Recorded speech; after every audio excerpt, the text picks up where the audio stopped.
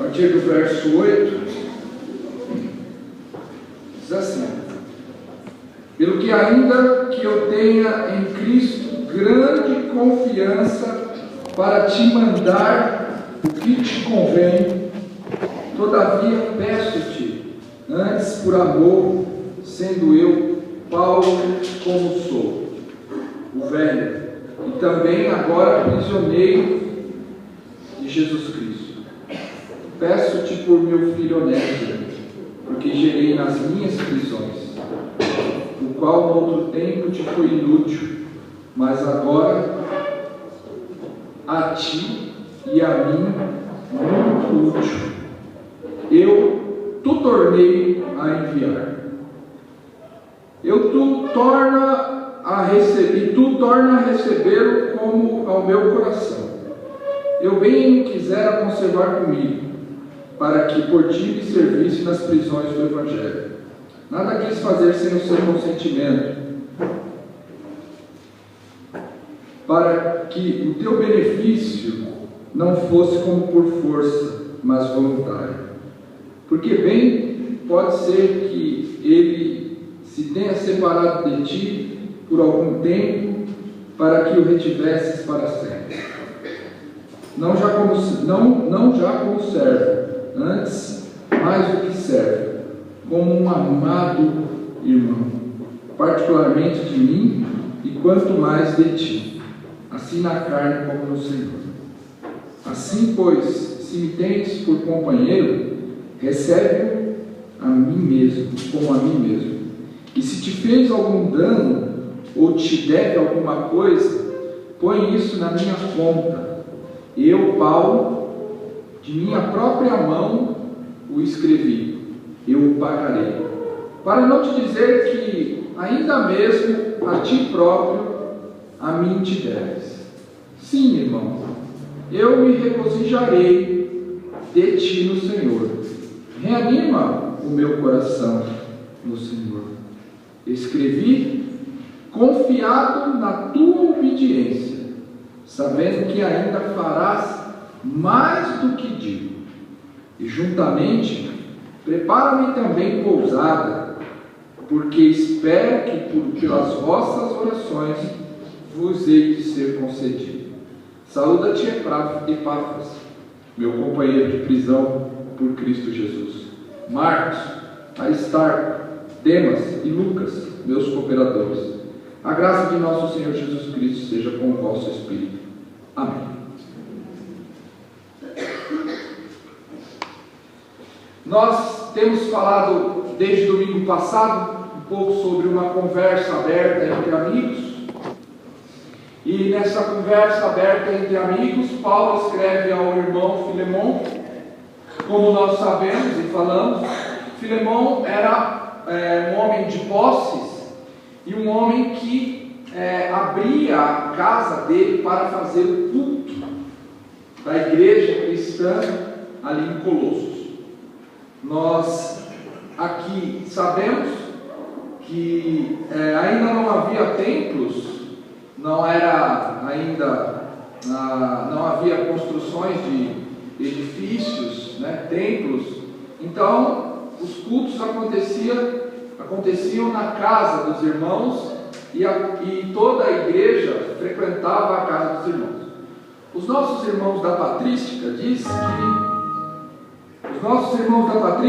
que quando a igreja começava a crescer muito na cidade, eles dividiam de casa em casa. Então iam para as casas dos irmãos. E lá estava Paulo escrevendo para o irmão querido, por nome de Filemão. Ele era, como eu disse, proprietário de muitos escravos. E há alguns estudiosos que dizem que ele se torna o superintendente das igrejas da região. E aí nós falamos que numa conversa aberta entre amigos, no domingo passado, um acontecimento foi constatado acerca de Filemão. Paulo diz que ele tinha um amor que era evidente, e o amor dele, ele tomava conhecimento desse amor que Filemão tinha. Esse amor dava grande alegria para Paulo, esse amor trazia muito conforto a Paulo, e esse amor, diz a palavra, que Paulo era reanimado por esse amor de Filemão. Paulo vai ser direto com Filemão. Paulo prepara o campo, prepara o terreno para ir direto com Filemão. E eu queria que os irmãos também compreendessem a palavra de Deus hoje de forma muito direta, né? Outro dia uma irmã ligou para mim e falou assim: pastor, o senhor pregou um assunto lá na igreja e olha, o senhor pregou para mim.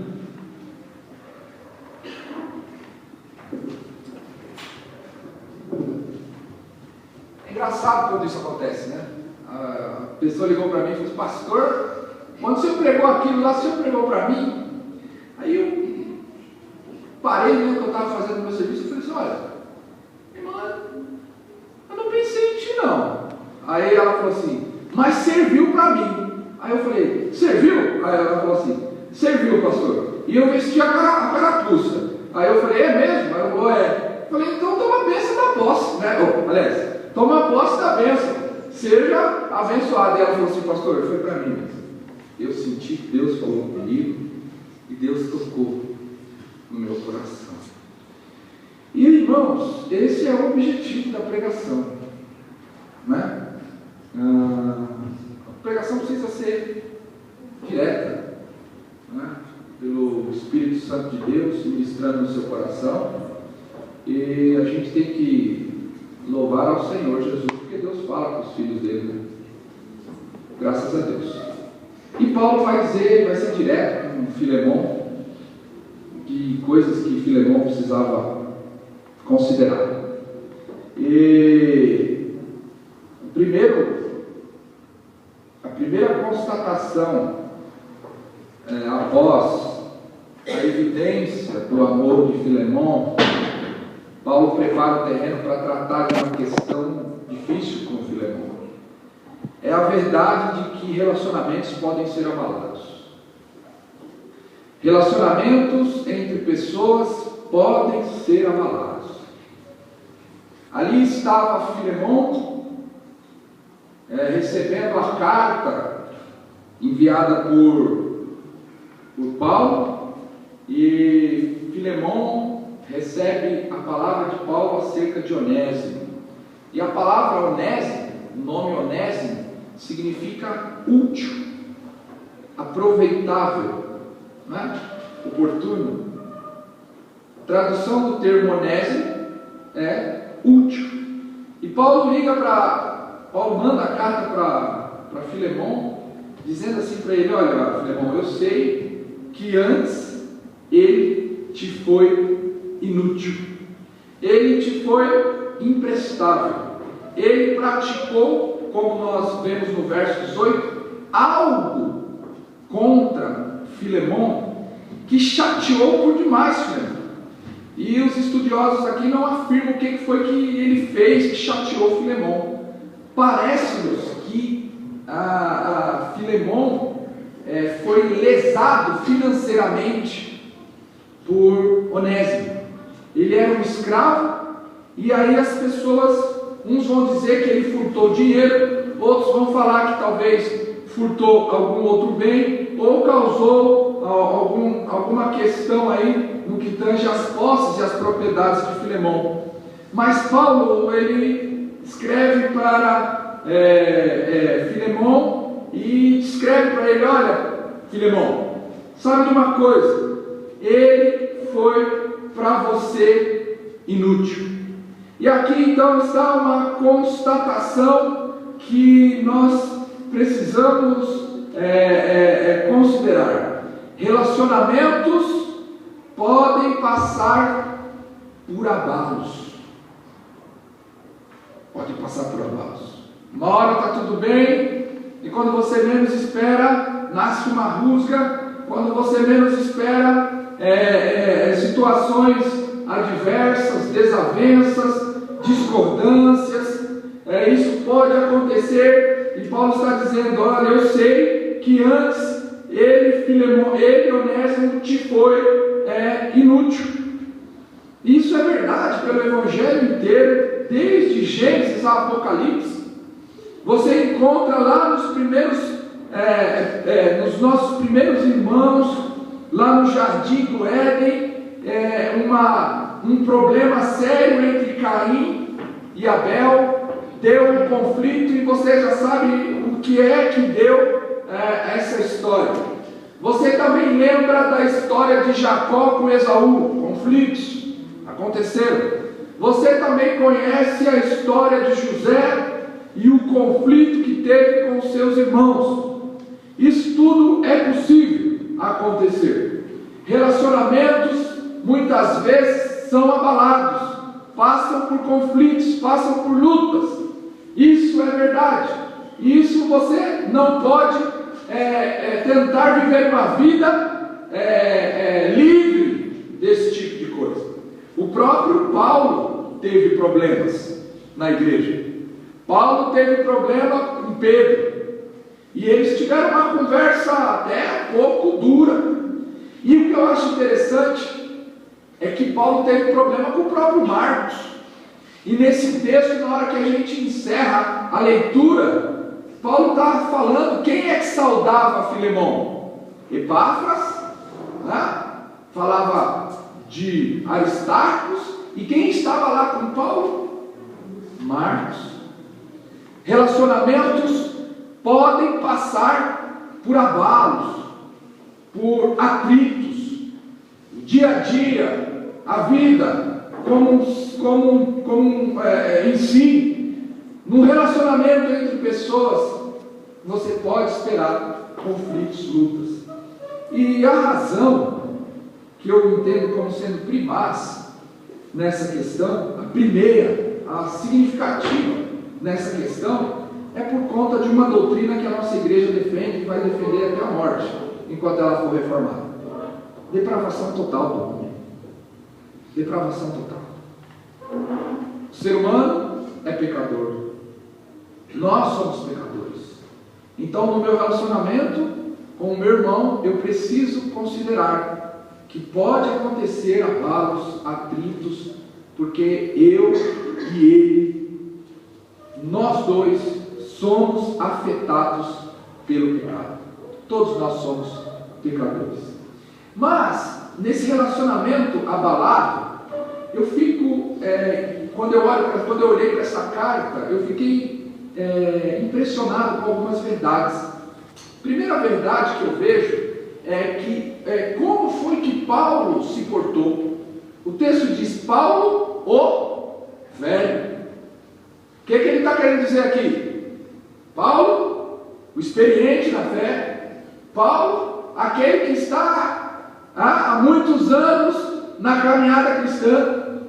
Paulo, aquele que tem tido relacionamento com Deus e carregado até algemas por causa do Cristo. Ele vai exercer um papel fundamental nesse relacionamento abalado entre irmãos. E aí é o papel dos mais experientes. E quando eu olho para Paulo, eu vejo Paulo intervindo para fazer uma solicitação em favor dos nossos irmãos Filemão e Onésimo. E parece-me, meus irmãos, que este é o papel que Deus espera dos mais experientes na fé. Que eles sejam conciliadores. Essa é a verdade. Paulo entra não para jogar fogo. Paulo entra não para jogar gasolina. Paulo entra não para falar, olha, um está mais certo, outro está menos certo. Um está, olha, está assim, está assado. Muito pelo contrário, Paulo entra para intermediar. Está aqui instaurado o que hoje a sociedade está tentando fazer, que é a mediação de conflitos. Algo que está sendo apregoado aí, até mesmo muito forte dentro da prefeitura. O que é a mediação de conflito? Você tem um problema com o seu vizinho, antes de você levar para a justiça, você procura um mediador de conflito para que ele tente conciliar vocês dois para resolver o problema. Paulo, um mediador de conflito ali. naquela situação, naquele problema que havia entre Onésimo e Filemão. E é este o nosso ministério. Os mais experientes, os mais espirituais, aqueles que estão há mais tempo na caminhada cristã, precisam desenvolver o ministério da reconciliação, da misericórdia. E foi isso que Paulo tinha ensinado para o próprio Filemão, e quando ele passou um bom tempo lá na igreja de Coríntios, ele trabalhou muito essa verdade. Paulo diz, lá na segunda carta aos irmãos de Coríntios, no seu verso 18 e 19, a seguinte verdade: ora, tudo provém de Deus, que nos reconciliou consigo mesmo, por meio de Jesus Cristo, e nos deu o ministério da reconciliação, a saber, que Deus estava com Cristo, reconciliando consigo o mundo, não imputando aos homens as suas transgressões, e nos confiou a palavra da reconciliação. É isso, o que Deus espera de mim e de você, o que Deus espera de nós, quando um conflito, quando um relacionamento entre irmãos estiver abalado, é que a gente tenha uma postura de reconciliador. É isso que nós devemos fazer. O Mateus e a Manuela, eles já brigam. Impressionante. Brigam mesmo. E às vezes por coisas que a gente fica olhando lá que não tinha sentido. Mas eles brigam. E às vezes eu estou lá na sala. Quem faz mais isso é a Sandra, por questões óbvias. Mas eu já vi os dois lá, um querendo enfrentar o outro, é meu, e de repente solta uns tapas para lá e para cá. Primeira coisa que eu faço, eu entro no meio e falo, para. Por quê? Porque um pai não quer ver seus filhos brigando. Se nós que somos maus, sabemos que isso não deve acontecer, e que faz bem que os filhos não briguem, imagina nosso Deus. Por isso que ele usa os irmãos mais experientes para trazerem palavras de conciliação, de reconciliação. Ah, pastor, de que lado você está? Eu estou do lado da conciliação. Ah, mas do lado da conciliação. Esse deve ser o nosso caminho. Essa deve ser a nossa preocupação. Em todas as áreas. No serviço, na nossa casa, lá no trato com os nossos irmãos, na nossa igreja, aonde quer que seja, o grande desafio é sermos conciliadores. Agora, veja o que Paulo vai fazer na vida de Filemão e na vida de Onésimo. Interessantíssimo. Ele vai ministrar o Evangelho tanto na vida de Onésimo como na vida de Filemão. Só que o que eu vejo mais de algo interessante é que ele ministra uma questão só com Onésimo. O texto diz que Onésimo se torna filho de Paulo. Ou seja, Paulo diz que ele gera Onésimo nas cadeias. Então você vai entender o seguinte, que Onésimo vai e abre o coração para Paulo. Paulo está preso, e aí nós não sabemos se acabou de Onésimo foi sentenciado a alguma forma de prisão, ou se ele vai ter encontro com Paulo por saber e conhecer quem é Paulo, porque Paulo estava preso, e aí lá Paulo ministra na vida de Onésimo e prega o Evangelho a Onésimo. E aí eu posso dizer que Paulo pregou o Evangelho a Onésimo porque ele chama Onésimo de filho. E essa era uma expressão muito comum naqueles que ministravam e conduziam pessoas aos pés da cruz.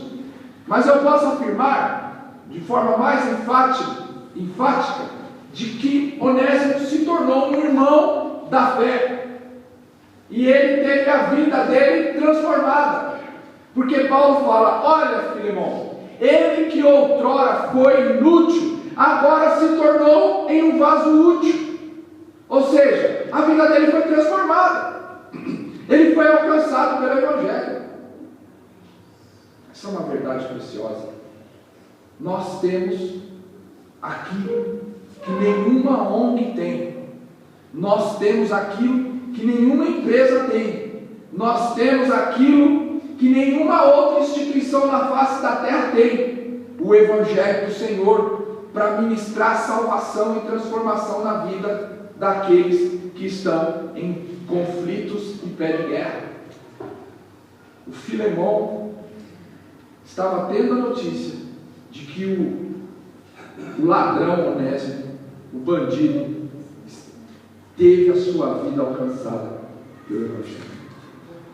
Então, na vida daquele que pisou na bola, daquele que chateou, o que vai solucionar é se ele receber o Evangelho da salvação. Ele está precisando do Evangelho da salvação. E Paulo vai ministrar na vida de Onésimo. Paulo trata da questão de Onésimo, pregando a Cristo e o Evangelho do Cristo para Onésimo. E a vida de Onésimo é transformada. A vida de Onésimo é modificada. Agora, quando Paulo vai falar com Filemão, parece que a coisa é interessante. Para o cara que não era não crente, ele prega o Evangelho, uma forma muito simples, direta, trata do assunto. Eu imagino ele confessando os pecados para Paulo, Paulo falando da grandeza do Evangelho e falando: meu filho, você está perdoado. Jesus não leva mais em conta o teu passado, as coisas que você fez ou deixou de fazer. Você está perdoado. Agora nós vamos tratar com Filemão. E quando eu avaliei o texto, eu encontrei que Paulo ministrou 6 assuntos do Evangelho com Filemão. Primeira coisa que ele tratou quando ele mandou a carta para Filemão. Primeira coisa, Filemão, você precisa considerar o seguinte: ele agora é nosso irmão. Ele agora é nosso irmão. Ele agora faz parte da família de Deus. É verdade. Ele agora, você precisa, Filemão, considerar que ele não é mais estrangeiro, ele não é mais peregrino, mas agora ele é concidadão dos santos e ele é parte da família de Deus na face da terra. Ele é teu irmão. Ele é o teu irmão. Ministrou a identidade da família de Deus na vida de Filemão. Ministrou também que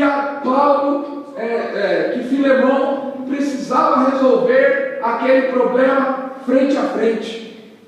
Ele diz assim no verso: eu te envio de volta em pessoa, quer dizer, o meu coração.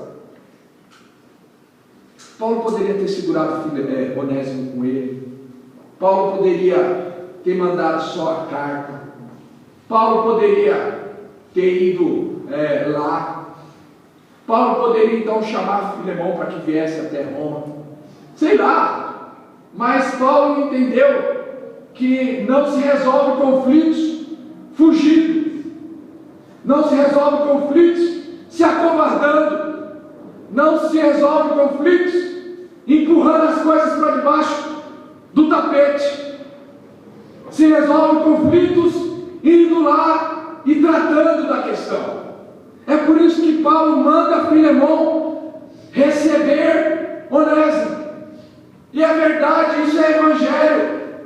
O Evangelho diz que se o teu irmão pecar contra você, você é que tem que ir atrás dele. Precisa acertar.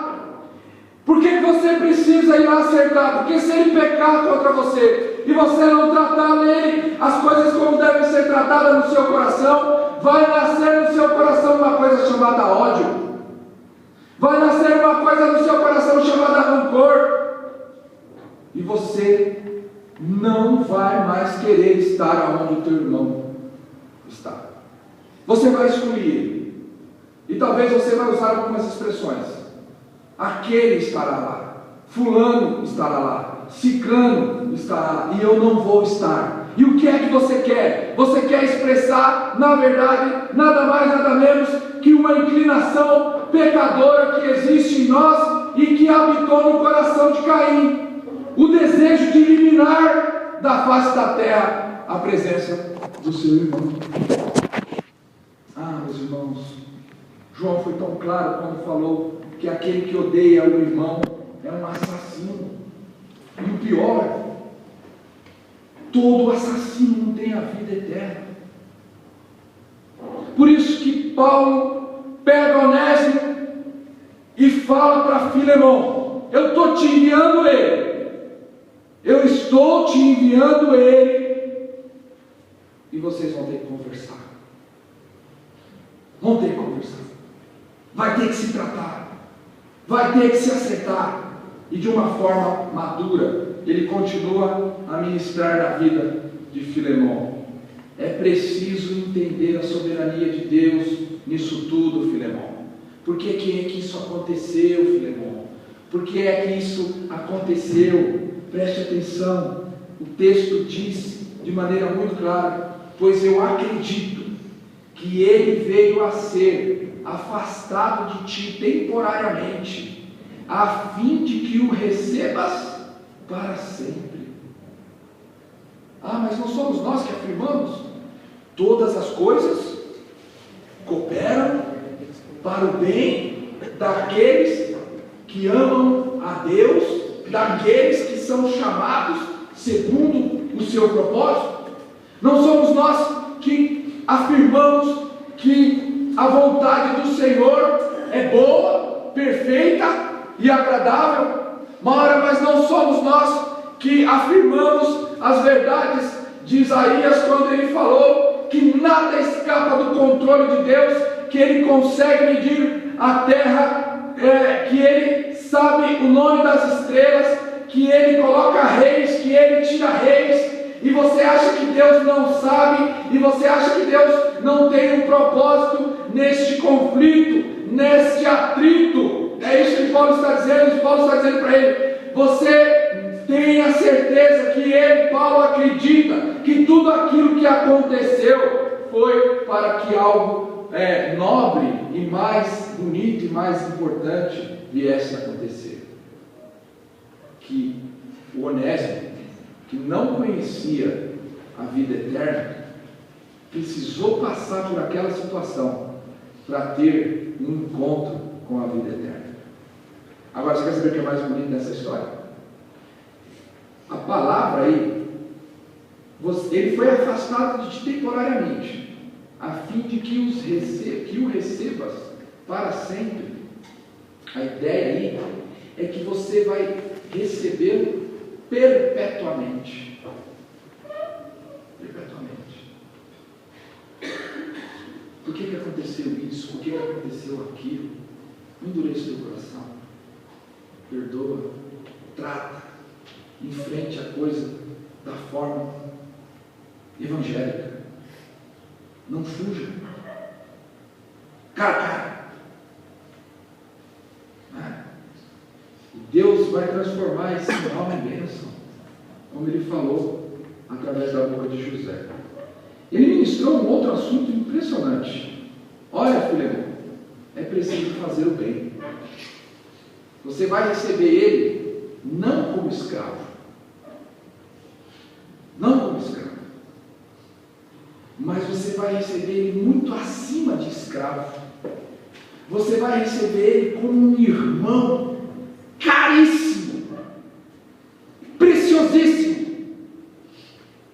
Ele que não presta, ele que pisou na bola, ele que te machucou, ele que te angustiou, ele que só fez aquilo que não foi bom para você. Ele é o teu escravo, você sabe disso. Você vai recebê-lo agora como um irmão de Cristo. Um irmão de Cristo. Filemão tinha o poder na mão, segundo as leis daqueles dias, de mandar matar o escravo, porque a vida do escravo dependia do Senhor, dele, do dono dele.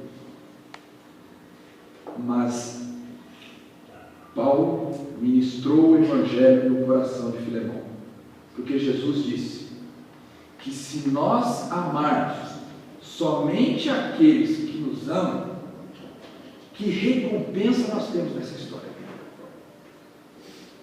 Foi o próprio Paulo que disse que nós não devemos pagar o mal com o mal. O desafio é pagar o mal com o bem. E como o Tiago leu aqui, o que é que Deus quer da gente? O que é que o Senhor quer do povo dele? É misericórdia. Misericórdia quero. E é misericórdia nos relacionamentos, no dia a dia, no trato com o teu irmão, no trato com a tua irmã, no trato com a tua mãe, no trato com o seu pai. Postura de misericórdia. Misericórdia. Misericórdia quero.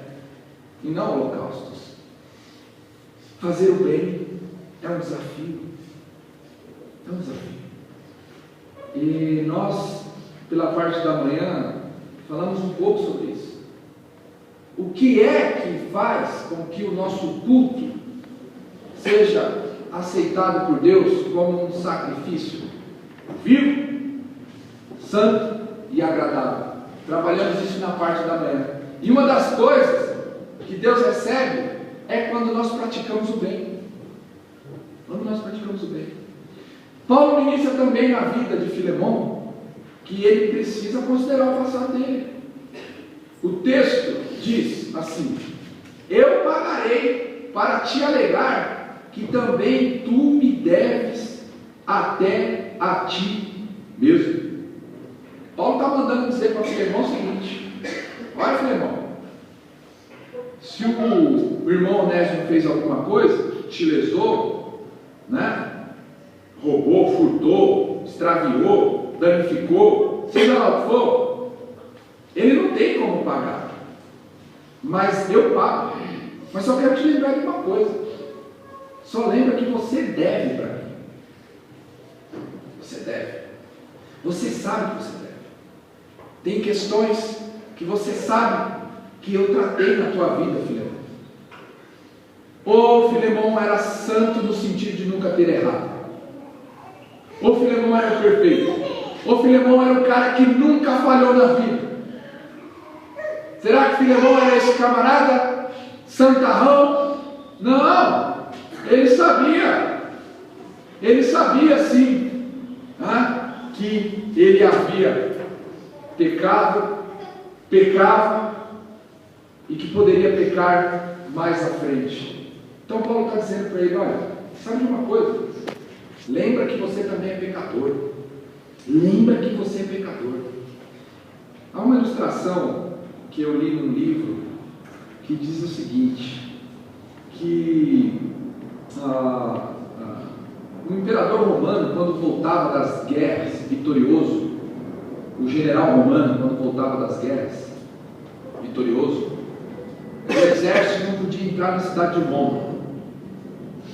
E quando o general vinha, ele tinha que deixar o exército acampado fora, e ele subia num carro específico, conhecido por biga, e o povo de Roma vinha exaltando o general, jogando as pétalas, aquelas coisas todas, e ele vinha sendo glamourizado, o povo vinha batendo palma para eles, jubilando e tal.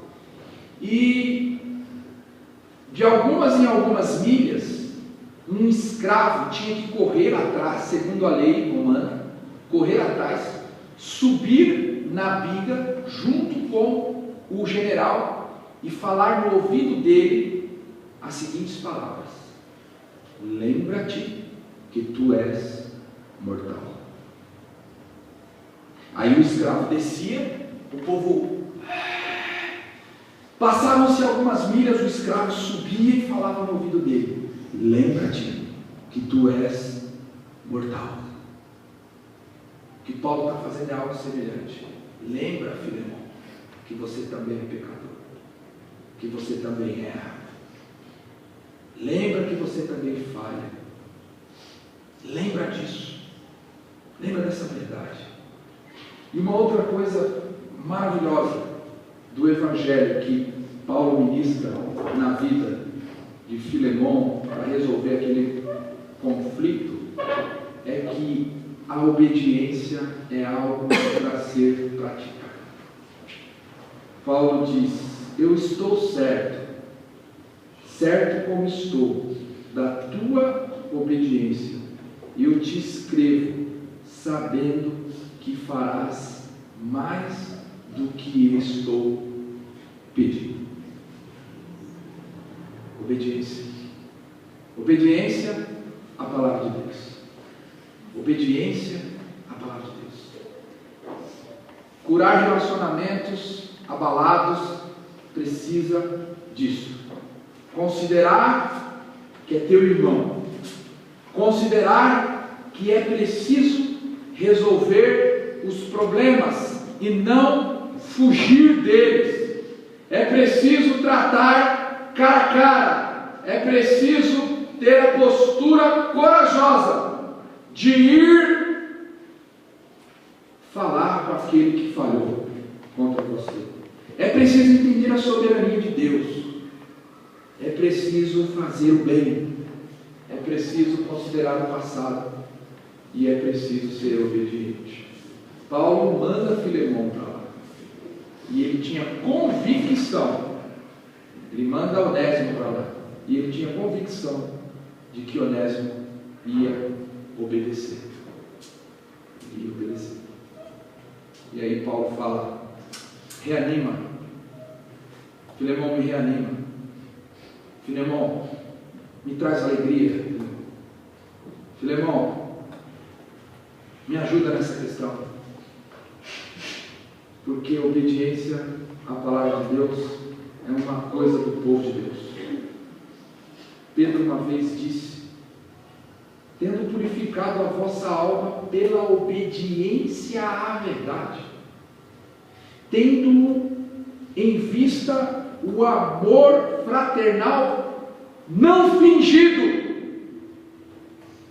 sem fingimentos, sem falsidades,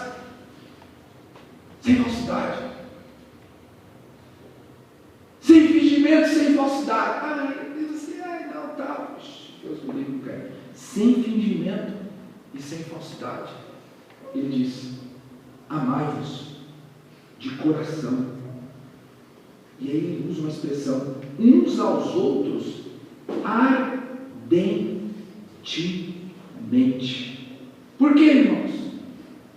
Porque fostes regenerado, não por semente corruptível, mas por uma semente que é viva e vive eternamente. Obediência é um desafio para nós. A palavra do Senhor, a palavra que nos foi evangelizada,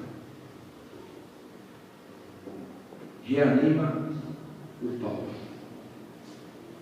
reanima o coração do Paulo, reanima o coração do Paulo.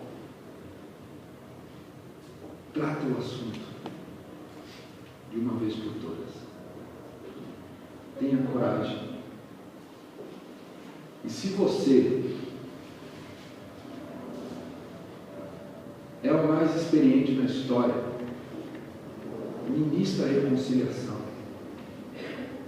Não taca lenha na fogueira. Tenha coragem de ser cristão. Em nome de Jesus. Amém.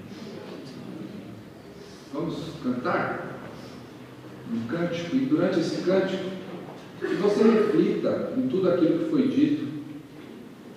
Se você achar que foi direta, seja direta mesmo, na palavra de Deus, e tenha coragem de ser cristão, de ser cristã. E que Deus te abençoe. Em nome de Jesus.